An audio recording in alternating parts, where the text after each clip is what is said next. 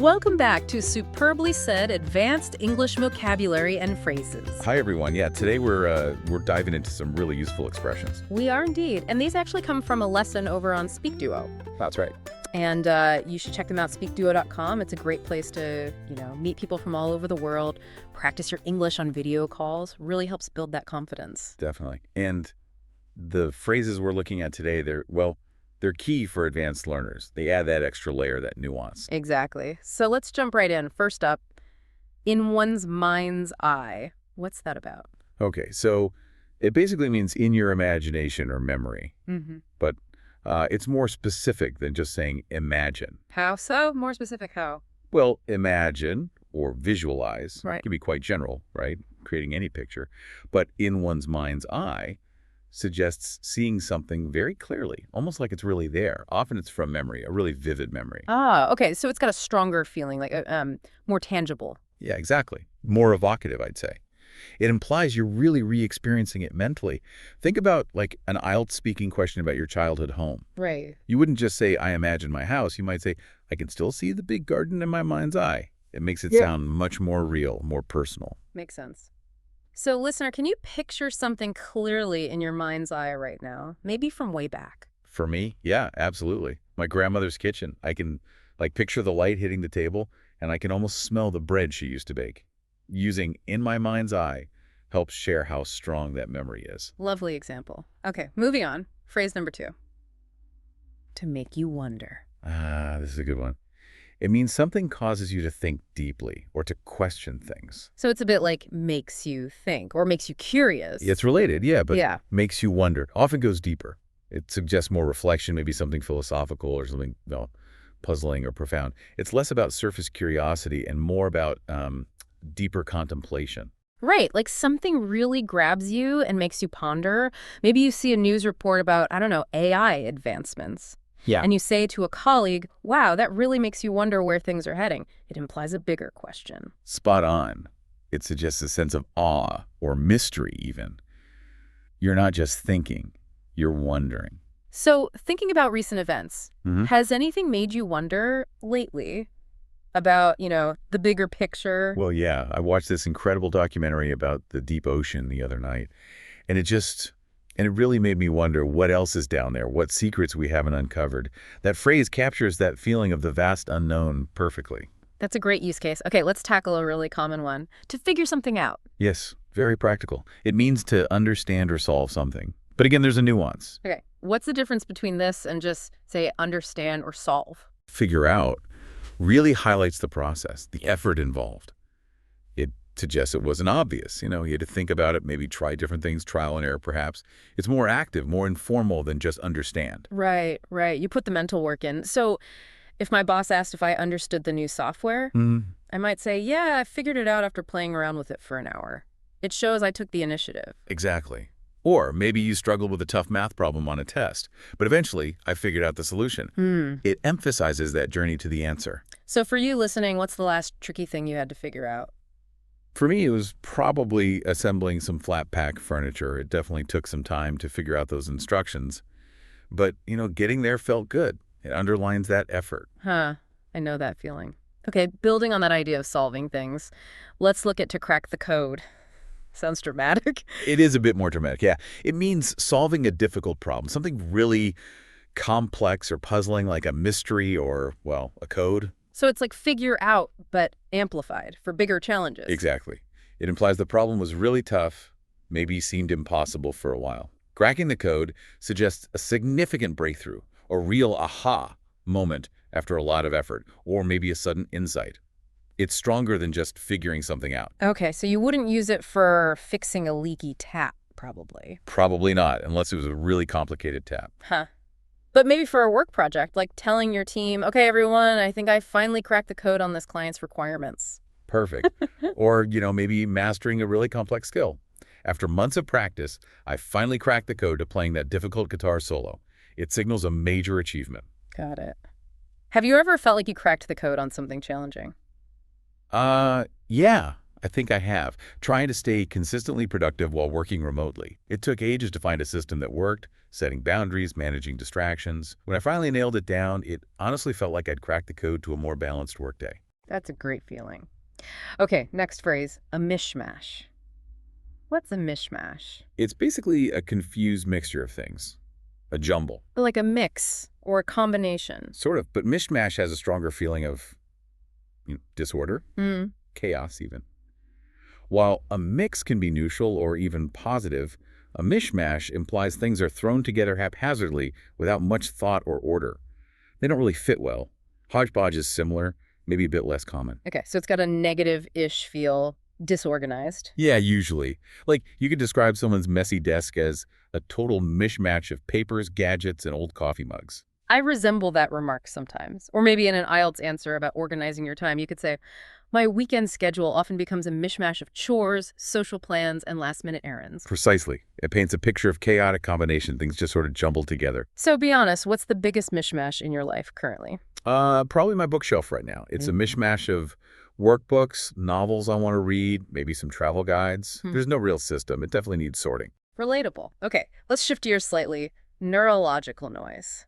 Sounds scientific. It does, yeah. It refers to random or essentially meaningless brain activity. Meaningless, like our brain's just making noise. Kind of. Think of noise like static on a radio. Yeah. It interferes with a clear signal. So neurological noise is brain activity that doesn't seem related to conscious thought or memory or sensory input. It's just background static, maybe? Incidental firing of neurons without a clear purpose or message. Interesting. So not deep thoughts, just brain chatter. Pretty much. You might hear it in a scientific context, like researchers try and filter out the neurological noise Yeah. to isolate specific brain patterns. Okay. Or maybe describing a really weird dream. Like, last night's dream made no sense. It felt like pure neurological noise. That's a perfect example. When a dream is just completely random, bizarre images strung together with no logic, neurological noise is a great way to describe that feeling of utter senselessness. Have you had one of those dreams recently? Pure neurological noise. Oh, definitely. I had this dream where I was riding a bicycle made of cheese through a library filled with talking penguins. Yeah. Pretty sure that qualifies as neurological noise. Huh. Definitely sounds like it. Okay, next up, a lovely phrase. Thread something into a story. Yeah, I like this one too. It means to connect different ideas, maybe seemingly random ones, into a coherent narrative or explanation. Like weaving things together. Exactly like weaving, or maybe even more delicately, like threading beads onto a string. It suggests skill, subtlety.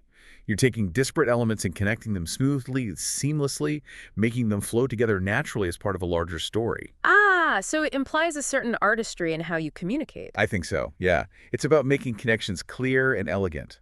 For instance, in a business presentation, you might aim to thread customer feedback into a story about product development.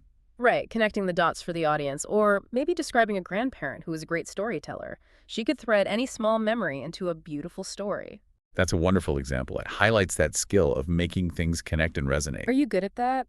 Threading facts into a story when you speak. I try my best, especially when explaining complex topics. Mm-hmm. Threading examples and facts into a story helps make it more engaging, more memorable, right? You're guiding the listener through the ideas. Absolutely. Okay, next phrase. Not all fun and games. We hear this one quite a bit. We do. It means something isn't always enjoyable. It has serious or difficult aspects, too. So it's used to counter an expectation, maybe. Like something looks easy or purely fun, but isn't. Exactly. It points out the hidden difficulties, the hard work, the responsibilities involved. It adds a dose of reality to something that might seem appealing on the surface. It Yeah. challenges a romanticized view. Yeah, that makes sense. Like if someone's dreaming about starting their own business, you might gently say, it's exciting, but remember, being an entrepreneur is not all fun and games. There are long hours and risks. Perfect use. Or talking about, say, moving abroad. Living in a new country is an adventure, but it's not all fun and games. Dealing with bureaucracy and homesickness can be tough. Right, acknowledges the challenging side. What's something you found out was not all fun and games?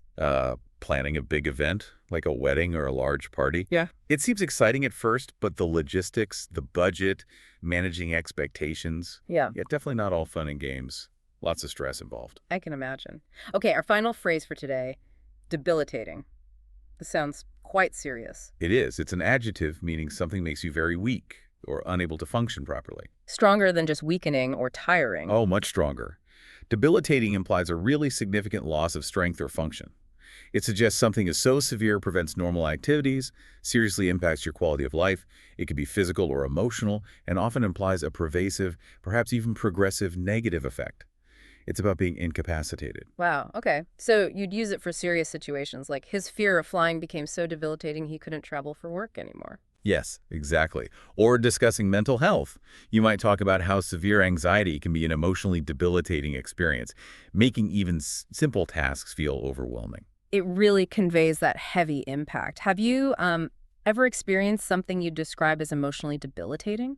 I think, yeah, going through a period of intense burnout a few years ago, it wasn't just tiredness. It genuinely felt debilitating. I had no energy, couldn't focus. Simple decisions felt impossible. It really took away my ability to function normally for a while.